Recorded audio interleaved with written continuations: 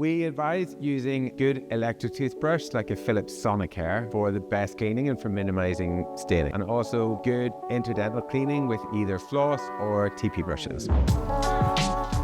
Composite bonding is very easy to take care of, but it's important to remember that it's not the same as natural teeth. And so there are certain things that you need to be aware of. And remember that the better that you take care of them, the longer they're going to last. So first of all is the immediate aftercare. When you leave the dental surgery, your composite bonding is fully set and ready to go, so you can eat and drink as normal. But if you find that your bite doesn't feel quite right when you start to eat and chew, if you feel like something feels uneven or high, then definitely call your dentist and arrange an emergency appointment. It may be that the bonding just needs a little bit more adjustment and polishing.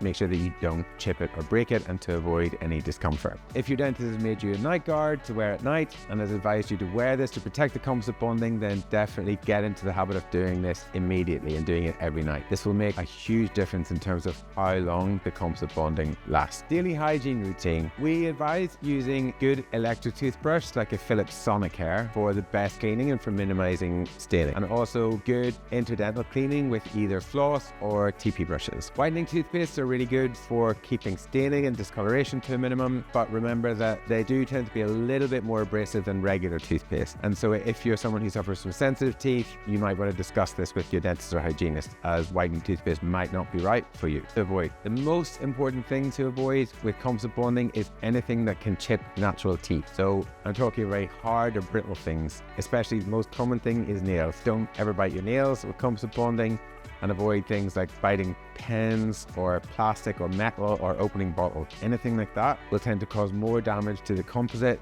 than it will to a natural tooth. Avoid or try and minimize the amount of acid in your diet. Very acidic drinks and foods over time will tend to cause erosion and can cause breakdown around the margins of where the composite bonding meets the tooth. Just as with normal teeth, smoking is not a good idea and can cause severe discoloration over time, and very heavily staining foods like red wines and turmeric and that kind of thing, just moderate the amount in your diet because they can cause staining and discoloration over time. We definitely advise seeing your hygienist at least every 6 months to have a really good clean and polish. This will keep the composite looking good over time, and see your dentist pretty regularly for checkups. If you notice anything like a chip or a stain or a crack or any sort of change in appearance, you should definitely contact your dentist and have it checked out. Sometimes the composite just needs a little bit of touching up or polishing to keep it. It's quite normal to experience some temporary sensitivity after you've had composite bonding done. This should resolve within a few days. If it doesn't, definitely contact your dentist and go back for a review. If you notice anything uncomfortable or different about your bite, you should definitely contact your dentist to have it checked out. And if you notice any chips, stains or discoloration, definitely go back for a review appointment.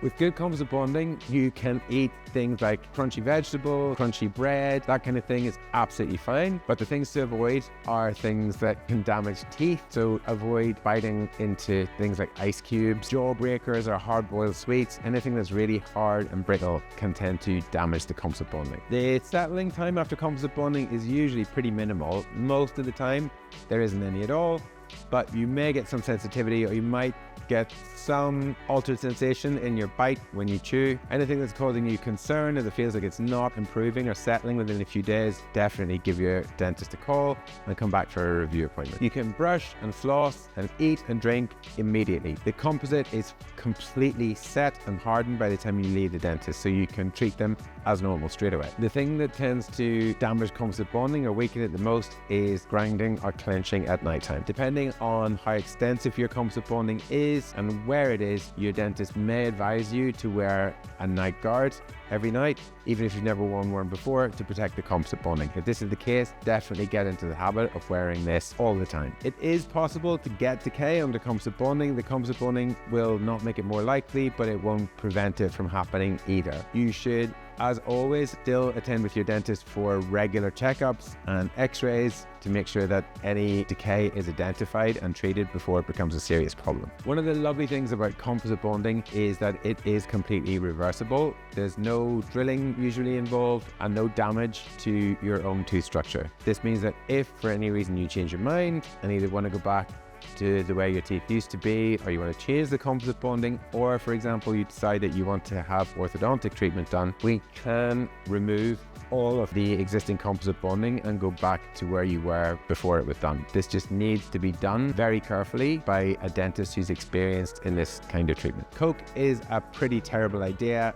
for your teeth anyway. It causes both decay and erosion, and both of these things can be a really serious issue if you've had composite bonding. So definitely avoid or minimize any Coke consumption or any other fizzy drinks that contain sugar.